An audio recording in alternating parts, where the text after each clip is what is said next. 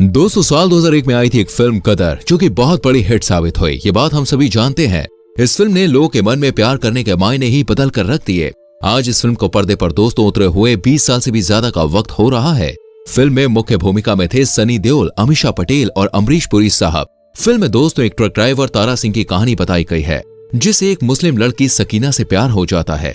भारत पाकिस्तान बंटवारे और उसी दौरान हुए हिंदू मुस्लिम दंगे से इस प्रेम कहानी के सबसे बड़े विलन थे। लेकिन दोस्तों, इन सब को पीछे छोड़कर तारा सिंह अपने प्यार के लिए लड़ता है और उसी प्यार के लिए पाकिस्तान पहुंच जाता है। अब इस फिल्म को देखने वाले ज्यादा लोगों को ऐसा लगता है कि यह फिल्म किसी काल्पनिक घटना पर आधारित है, पर शायद ही दोस्तों किसी को यह मालूम होगा कि इस फिल्म की कहानी बूटा सिंह नाम के व्यक्ति की असली जिंदगी से काफी ज्यादा प्रेरित है। तो आइए दोस्तों, आज की वीडियो में हमारे रियल तारा सिंह यानी कि बूटा सिंह की जिंदगी और उनकी अमर प्रेम कथा के बारे में जानते हैं। दोस्तों, बूटा सिंह की कहानी की शुरुआत होती है आजादी के पहले वाले भारत में, जब भारत पाकिस्तान एक था और पाकिस्तान नाम का कोई भी शब्द नहीं हुआ करता था। उस वक्त बूटा सिंह ब्रिटिश आर्मी में सोल्जर के तौर पर काम किया करते थे। दूसरे विश्व युद्ध के दौरान वो बर्मा यानी कि आज के म्यांमार में तैनात थे और वहीं अपनी सर्विस देते थे। हालांकि दोस्तों, असल मायनों में यह पूर्व पंजाब के लुधियाना जिले के निवासी थे, जो इस वक्त भारत का हिस्सा है। जब दूसरा विश्व युद्ध खत्म हुआ तो उसके साथ साथ भारत को भी अंग्रेजों के चंगुल से निकलने का मौका मिला। अंग्रेज पहले ही देश की आधी से ज्यादा संपत्ति को लूट कर जा चुके थे। जो बची कुची चीज थी वो थी हमारी एकता और आत्मबल। लेकिन दोस्तों, उसे भी अंग्रेजों ने तोड़ने में कोई भी कसर नहीं छोड़ी और भारत को दो हिस्सों में बांटने की रणनीति बहुत पहले ही बना ली थी। पहले अंग्रेजों ने दोस्तों भारत के दिमाग में जातिवाद जैसी चीजों को डाला और उसी जातिवाद की चिंगारी ने ऐसी आग पकड़ी कि देश दो हिस्सों में बंट गया, जिसमें से एक हिस्सा था भारत तो दूसरा हिस्सा था पाकिस्तान। यह बात केवल दो मुल्कों के अलग होने की नहीं थी दोस्तों, बल्कि दो जाति समुदायों के अलग होने की भी थी, जिसकी वजह से हिंदू मुस्लिम दंगे बहुत ही तेजी से बढ़ने लगे।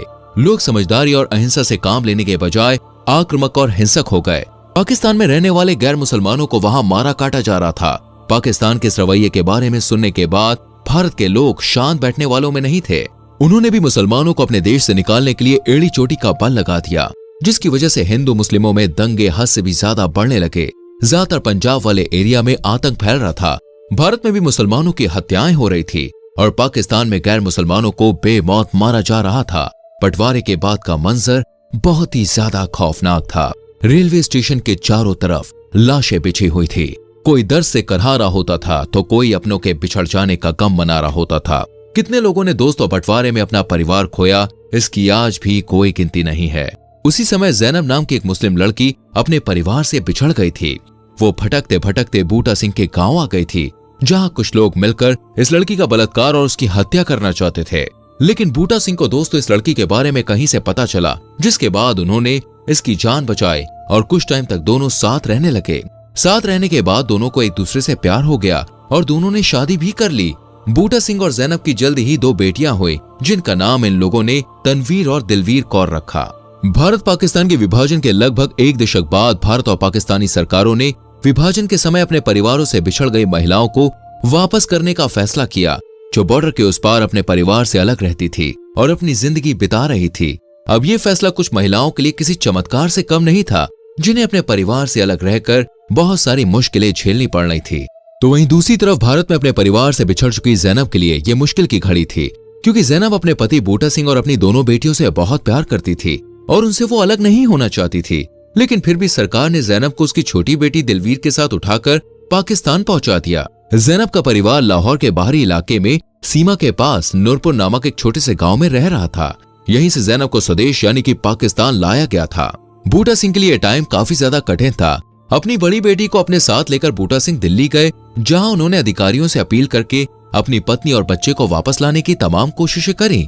लेकिन सब कुछ करने के बाद जब वो असफल रहे तो उनके सामने कोई दूसरा रास्ता नहीं था और अंत में उन्हें अपना धर्म परिवर्तन कर इस्लाम धर्म को अपनाना पड़ा, ताकि वो अपनी बच्ची और बीवी के साथ आगे की जिंदगी बिता सके।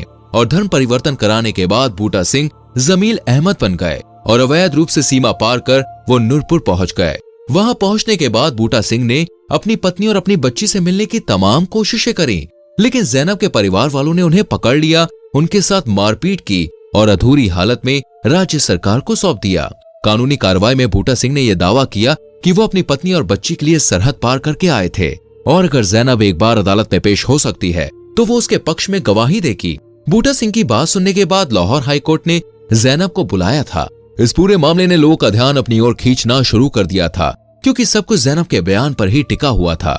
वो जो कुछ भी कहने वाली थी उसे सुनने के लिए हर कोई बेताब था। जैनब अपने परिवार के सदस्यों से घिरी हुई थी और बुर्का पहनकर हाई कोर्ट पहुंची। अदालत पहुंचने के बाद जैनब ने जो कहा उसे सुनकर हर कोई हैरान रह गया, क्योंकि वहां पर उसने न केवल बूटा सिंह के पास जाने से इनकार किया, बल्कि उसने अदालत से दरख्वास्त करी कि उसकी छोटी बेटी जो कि जैनब के साथ रह रही थी उसे भी बूटा सिंह को सौंप दिया जाए। मतलब वो अपनी छोटी बेटी को भी अपने साथ नहीं रखना चाहती थी। जैनब ने जिस तरह से गवाही दी उसे लेकर कई सारी अटकलें लगाई जा रही थी, और उसमें से जो सबसे चर्चित बात थी वो ये है कि उसने जो कुछ भी कहा वो सिर्फ अपने परिवार वालों के दबाव में आकर कहा। इतना ही नहीं, जितने भी लोगों ने उनकी कहानी पर किताबें लिखी हैं और इनकी प्रेम कहानी के बारे में समझा है, सभी ने यह दावा किया है कि जैनब ने सिर्फ और सिर्फ अपने परिवार के दबाव में आकर अदालत में अपना बयान दिया था, और वो अपनी छोटी बेटी को भी परिवार वालों से बचाने के लिए बूटा सिंह के पास छोड़ना चाहती थी, क्योंकि इसके अलावा लोग और किसी भी चीज की कल्पना नहीं करना चाहते थे। जैनब की इस गवाही ने बूटा सिंह को अंदर तक झकझोर कर रख दिया। वो पूरी तरह से टूट गए थे। जिस पत्नी के लिए बूटा सिंह ने न केवल अपना धर्म परिवर्तन किया, बल्कि अवैध रूप से भी पाकिस्तान आ गए ताकि अपनी पत्नी और दोनों बेटियों के साथ एक अच्छी जिंदगी गुजार सके, उसी पत्नी ने उन्हें दुत्कार दिया था। ये सारी चीजें बूटा सिंह से सही नहीं गई और उन्होंने ट्रेन के आगे छलांग लगाकर अपनी जान दे दी। दोस्तों, एक प्रेमी का किस्सा यहीं पर खत्म नहीं होता। वाकई में बूटा सिंह अपनी पत्नी से बहुत प्यार करते थे, तभी तो उनकी अंतिम इच्छा यही थी कि उनके शरीर को जैनब के गांव नूरपुर में दफनाया जाए। लेकिन बूटा सिंह की आखिरी इच्छा भी पूरी नहीं हो सकी, क्योंकि ये सब कुछ जैनब के परिवार के आत्मसम्मान के खिलाफ था। उन्होंने इसका पूरा विरोध किया और लड़ाई करने पर फिर से उतारू हो गए। अंत में बूटा सिंह के शव को मियां साहिब में दफनाया गया। लेकिन मौत के बाद बूटा सिंह की प्रेम कहानी और भी ज्यादा चर्चित हो गई और दूर दूर तक फैलती गई। कुछ समय के अंदर ही उनकी कब्र युवा प्रेमियों के लिए तीर्थ बन गई थी और उन्हें शहीद मोहब्बत कहा जाता था। उन्हें पसंद करने वाले अनुयायी उनकी मिट्टी की कब्र को पक्का करना चाहते थे और उसके चारों ओर एक मंदिर भी बनाना चाहते थे। हालांकि कुछ ऐसे भी सिख थे जो इस तरह की किसी भी महिमा मंडन का जोर विरोध करते थे, जो रात में आते थे और उनकी कब्र को नष्ट कर देते थे, क्योंकि दोस्तों से ये सहन नहीं होता था कि एक सिख ने अपने परिवार के लिए धर्म परिवर्तन कर लिया और उसी प्यार के लिए अपनी जान भी दे दी। लेकिन जितनी बार उनका विरोध करने वाले लोग कब्र को तोड़ते थे, उतनी बार बूटा सिंह के समर्थक उनकी कब्र का निर्माण करते थे। इन सब के अलावा दोस्तों, इनकी कहानी पर कई सारी किताबें भी लिखी गईं, जो ये बात चीख चीख कर कहती है कि बूटा सिंह का प्यार अपनी पत्नी के लिए सच में अमर था। बाकी दोस्तों, आपको गदर फिल्म की सच्ची कहानी सुनकर कैसा लगा, हमें कमेंट करके जरूर बताना।